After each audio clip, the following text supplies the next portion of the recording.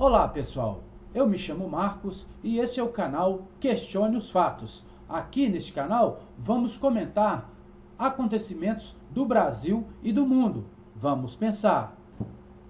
Antes de mais nada, a gente vai comentar sobre Bolsonaro vendeu o Brasil para a China? Vamos questionar esses fatos.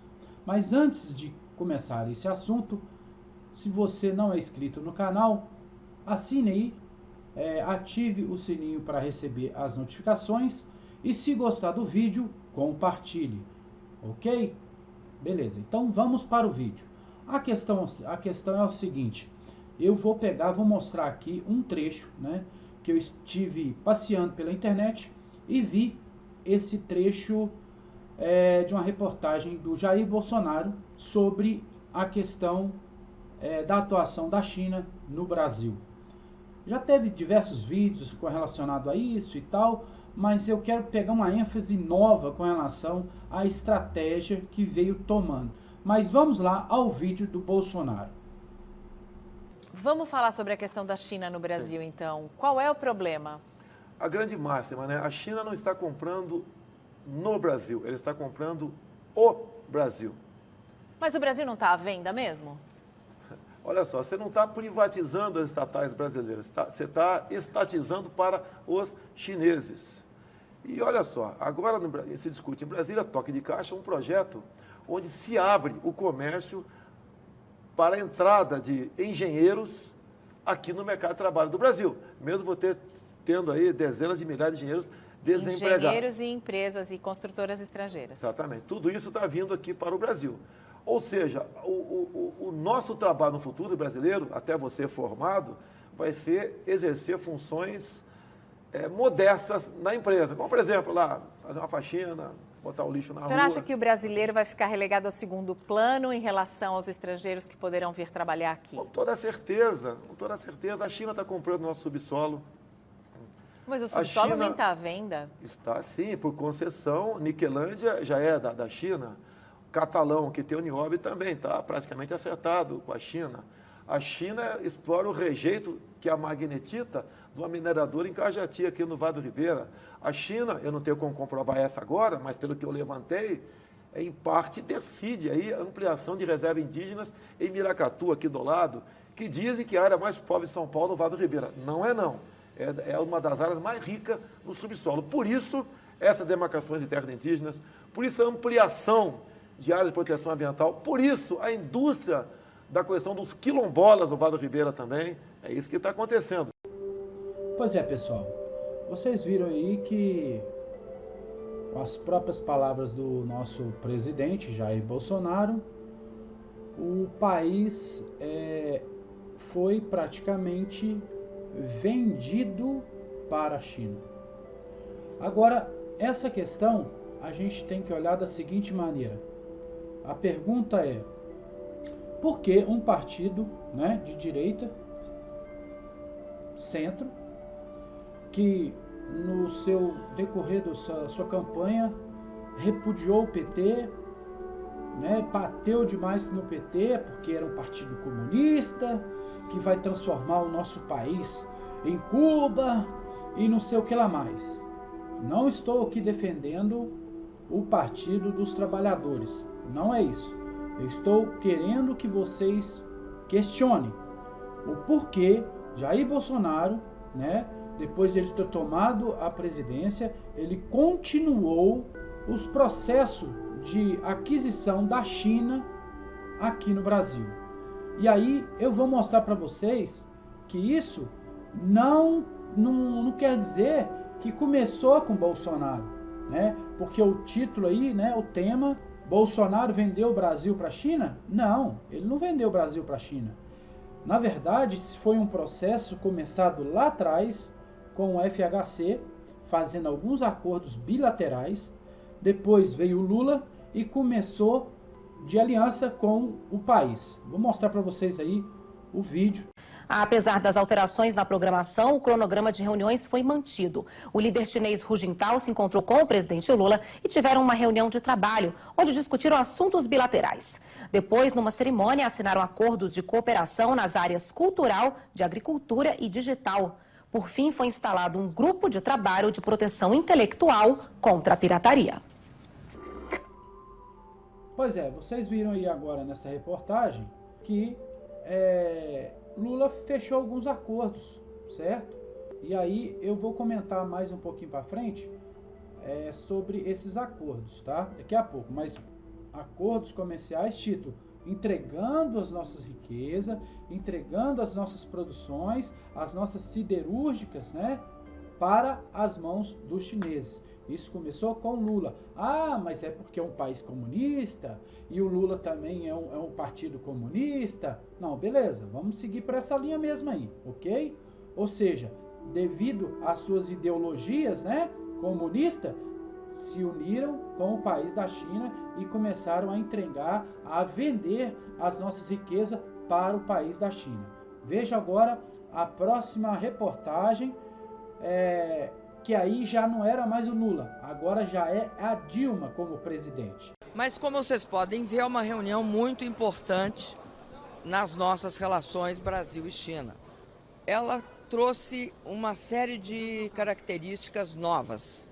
Primeiro, uma ênfase muito grande em infraestrutura, investimento em ferrovia. Essa ferrovia, que se chama ou transcontinental ou bioceânica, ela é uma ferrovia estratégica para o Brasil, ela liga o Atlântico ao Pacífico.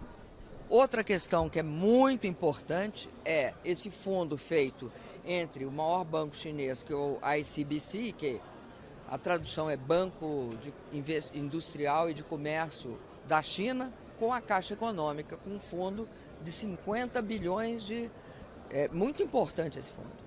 E também o fundo feito do governo chinês, esse que foi lançado agora, do governo chinês com o governo brasileiro. Um fundo bilateral de investimento oferece colocar 30 bilhões de dólares. E nós conversamos sobre investimento nas áreas de estaleiro, refinarias. Eles estão interessados também na licitação que nós vamos fazer da faixa de 4G para celular. Enfim, tem todo um interesse em novos projetos. E nos antigos, ou melhor dizendo, não é bem nos antigos, nos projetos que são características nossas, das nossas relações, por exemplo, o da carne. O da carne, nós estabelecemos esses oito frigoríficos, eles se comprometeram a ter uma atitude muito mais rápida, muito mais efetiva, na medida que nós sabemos que a nossa carne é de qualidade, que nós controlamos a qualidade, em liberação de mais frigoríficos. Estão, gente, na fila mais 9.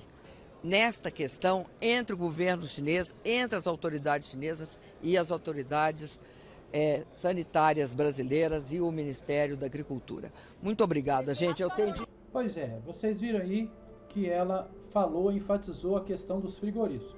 Você lembra lá, quando saiu lá a questão aí das investigações, né, da JBS, os frigoríficos, depois que o Brasil fechou esse acordo com os frigoríficos brasileiros, importação, exportando carne, a carne sofreu aumento aqui consideravelmente, praticamente 30% do valor da carne, sofreu um grande aumento devido à demanda da China. Ou seja, o pessoal está vendendo a carne para a China e nós pagamos mais caro. Eles pagam mais barato e nós pagamos mais caro. Ok? Esse é o acordo que fizeram, tá ok? Preste bastante atenção na seguinte coisa. Depois passamos por Lula, começando a estreitar mais os acordos comerciais, certo? Com siderúrgica, com minério, ou seja, vendendo minério para a China. E agora veio com a Dilma, né, estreitando os antigos que ela falou e fazendo novos acordos. Depois da Dilma, que a Dilma saiu, quem que entrou? Michel Temer. Vamos ver agora o vídeo onde Michel Temer faz acordo com a China. Faz não, continua os mesmos no acordo e acrescenta mais acordos. Vamos ver. A agenda do presidente Temer na China hoje foi extensa. Em encontro com o presidente chinês, o presidente brasileiro assinou 14 acordos. Depois da reunião, ele comemorou o resultado do PIB. Logo em seguida, Michel Temer foi recebido pelo presidente da China, Xi Jinping, no Grande Palácio do Povo. Segundo o governo, Temer e o colega chinês assinaram 14 atos internacionais.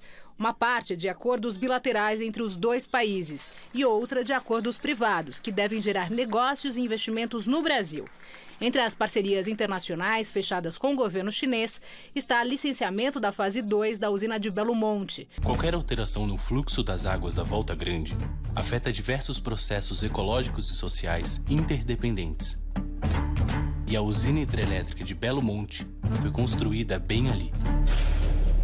Agora, a Norte Energia, concessionária da usina, deve implementar o chamado Hidrograma de Consenso, nome que eles dão para o controle do volume de água que vai passar pela Volta Grande e o volume que será desviado para a produção de energia a partir de 2019. A ideia deles é alternar entre dois cenários.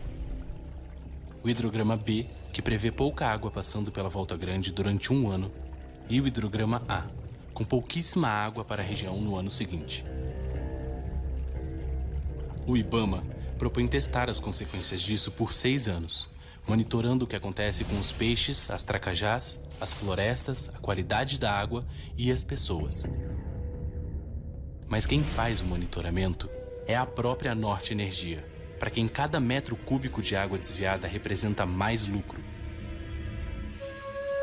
Os Juruna monitoram de forma independente os impactos no rio desde 2013. Eles fazem medidas e análises regularmente e já provaram que o hidrograma proposto tem grandes chances de causar danos irreversíveis. Para se alimentar, um peixe como o pacu, por exemplo, precisa de água na época certa para alcançar os frutos maduros que caem no rio. Em 2016, um ano após o barramento do Xingu, o volume de água já era reduzido. As frutas maduras caíram no seco, o pacu não se alimentou e a desova do curimatã entrou em desequilíbrio. Os Juruna encontraram curimatãs com ovas secas em suas barrigas e tracajás podres, sem ovos por dentro. E o volume de água que causou essas mortes em 2016 ainda era maior que o melhor dos cenários propostos pelo chamado Hidrograma de Consenso. É urgente que ele seja revisto e que os testes sejam cancelados. De consenso, esse hidrograma não tem nada. Adequado seria chamá-lo de hidrograma de conflito. Quem vê o rio de fora, de longe, só pelos números, não entende que existe uma sincronia perfeita entre a água, a floresta e seus povos. Mas quem vê desde dentro sabe e está de olho no Xingu, porque vive no mesmo pulso do rio.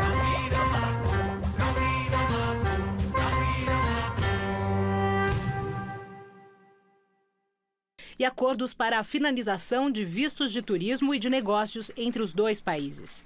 O Brasil está crescendo, está se recuperando. Vocês viram os 720 mil empregos nesses 90 dias, né? Também revelação de que o Brasil está melhorando. E nós todos estamos impressionadíssimos com o interesse da China pelo Brasil.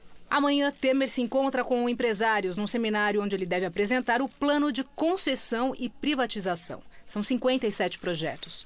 Segundo o governo, a China investiu no Brasil mais de 45 bilhões de dólares. Negócios na área de infraestrutura, ferrovias, telecomunicações e mineração. No domingo, Temer vai participar da cúpula do BRICS. Pelo cronograma oficial, a previsão é que Temer chegue ao Brasil no dia 6. Vamos prestar atenção no pronunciamento aí do presidente Michel Temer. O Brasil está crescendo, está se recuperando. Vocês viram os 720 mil empregos nesses 90 dias, né? Também revelação que está melhorando. E nós todos estamos impressionadíssimos com o interesse da China pelo Brasil. Amanhã, Temer se encontra com empresários num seminário onde ele deve apresentar o plano de concessão e privatização. São 57 projetos. Segundo o governo, São 57 projetos de privatização aqui no Brasil. A China investiu no Brasil mais de 45 bilhões de dólares. Mais de 45 bilhões. Hoje, atualmente, já está atingindo a 100 milhões de dólares. negócios na área de infraestrutura, ferrovias, telecomunicações e mineração. Pronto, eis a questão, veja bem. Mais de 45 bilhões de dólares, negócios na área de infraestrutura, ferrovias, telecomunicações e mineração. Ferrovia, telecomunicações, né? E mineração. Prestou bem atenção?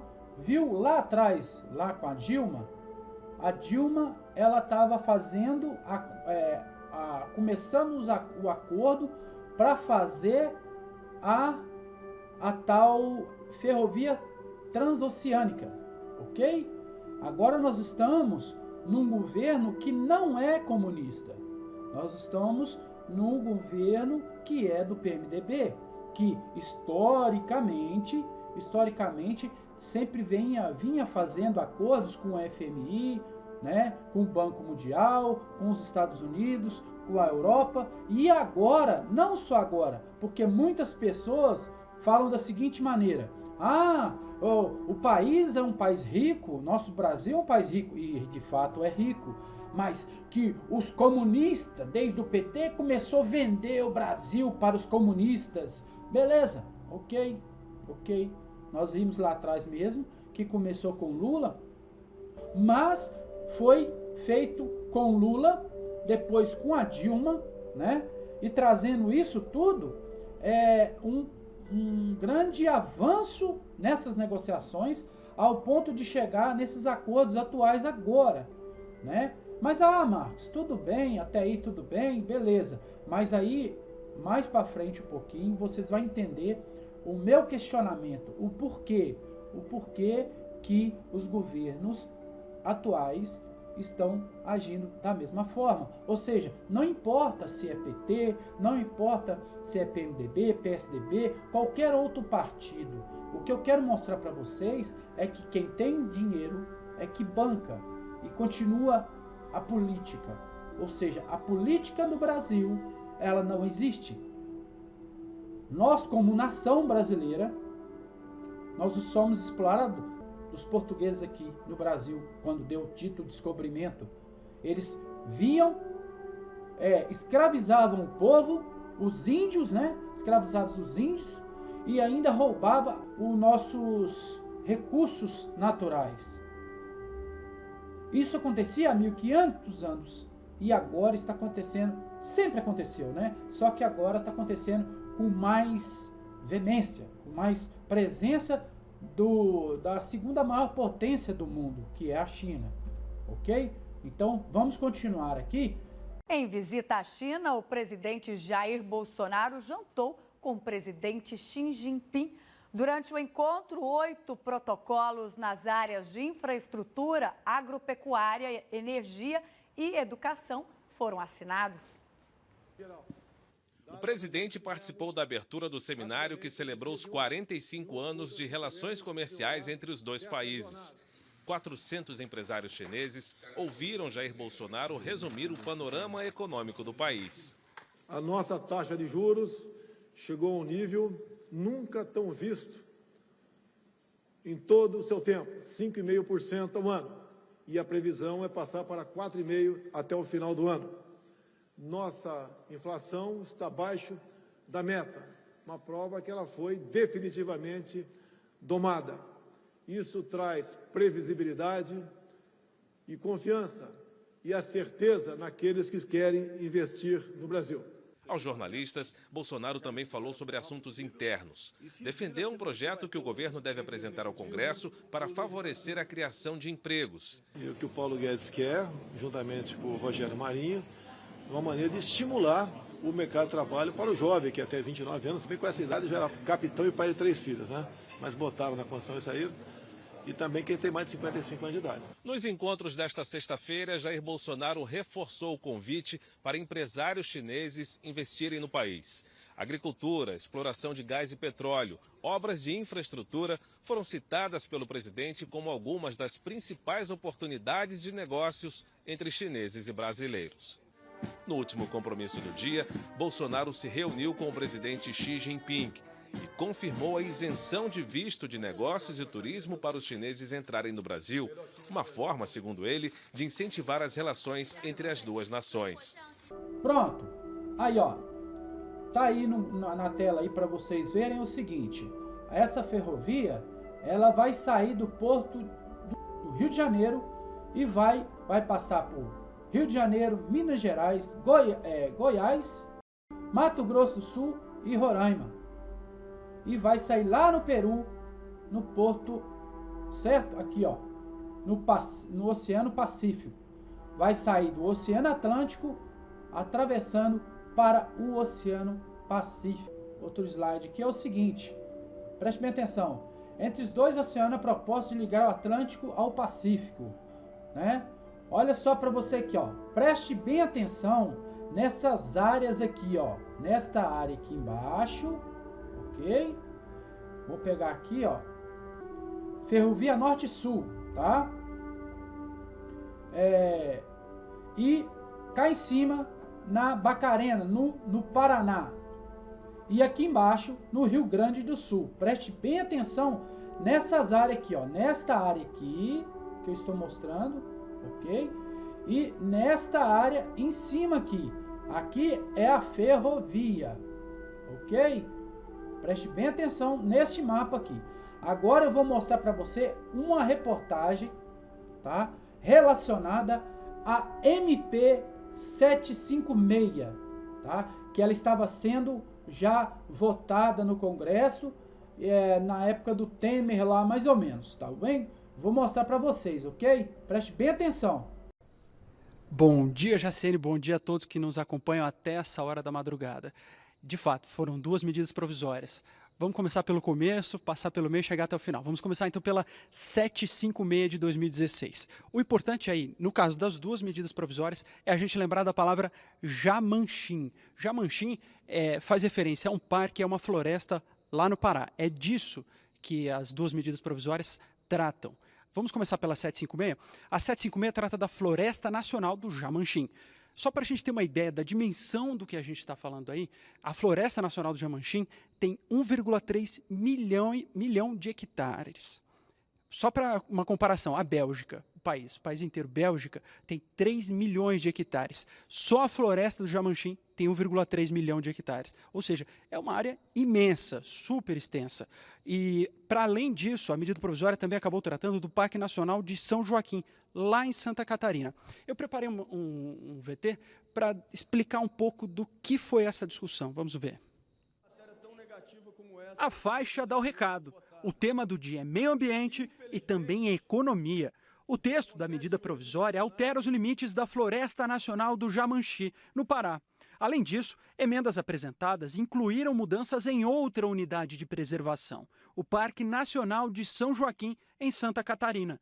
Governo e oposição debateram desmatamento e criação de empregos. Beneficiarão a grilagem, as madeireiras, o desmatamento para a agropecuária, colocando em risco a biodiversidade brasileira para o desenvolvimento da agropecuária. Portanto, trata-se de uma medida irracional. Nós precisamos que a Amazônia sirva também para o homem da Amazônia, para que o homem da Amazônia possa sobreviver com dignidade, que possa ter trabalho. É flexibilizar algum tipo de atividade na área de preservação, mas não acabando com a preservação. Alguns deputados estranharam a inclusão de um parque em Santa Catarina, numa medida que tratava sobre o estado do Pará. Nós só estamos fazendo uma correção de um equívoco cometido. Que tem interesse de mineradora, de madeireira, de destruidores da floresta, que o Partido Socialismo e Liberdade vai entrar com uma ação direta de inconstitucionalidade, porque isso não pode recategorizar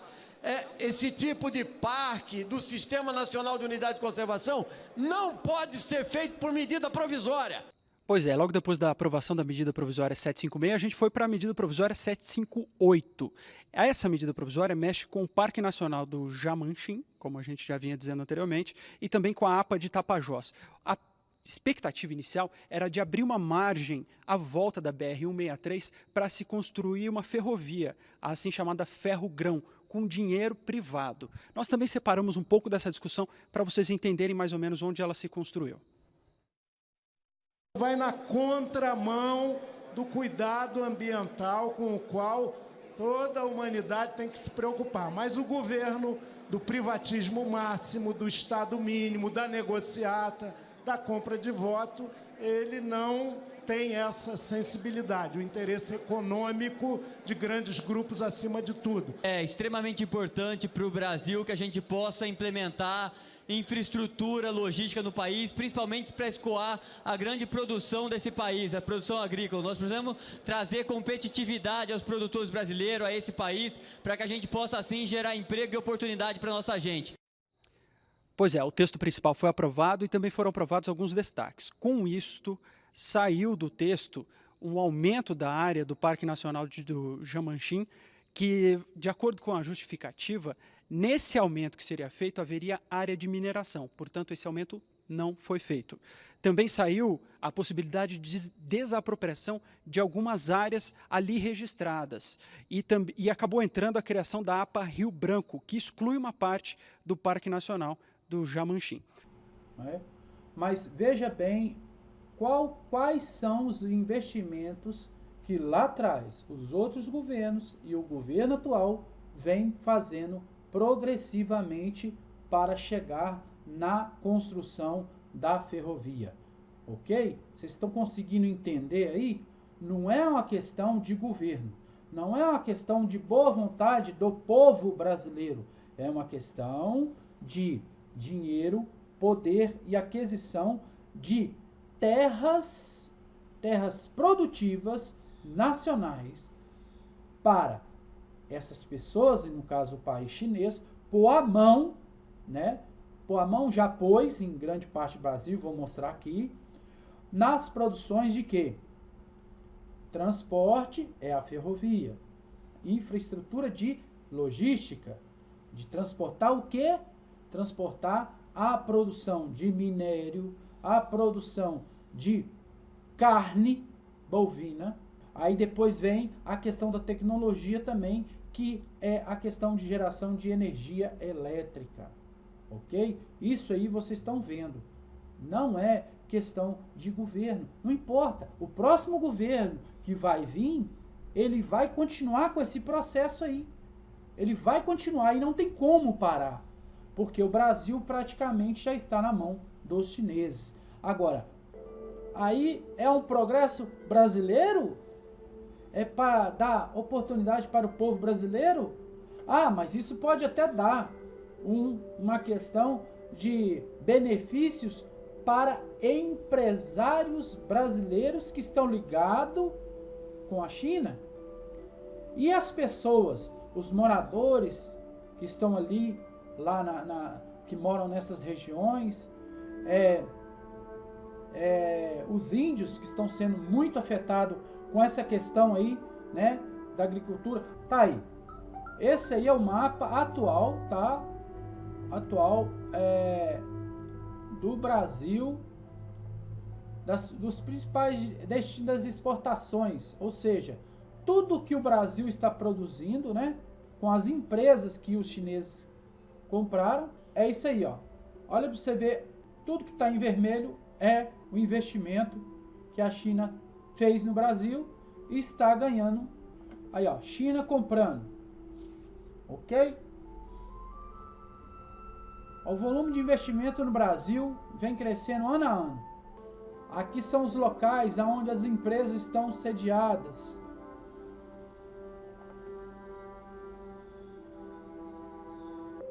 Pois é, pessoal, esse aí é meu ponto de vista com relação ao mercado chinês no Brasil.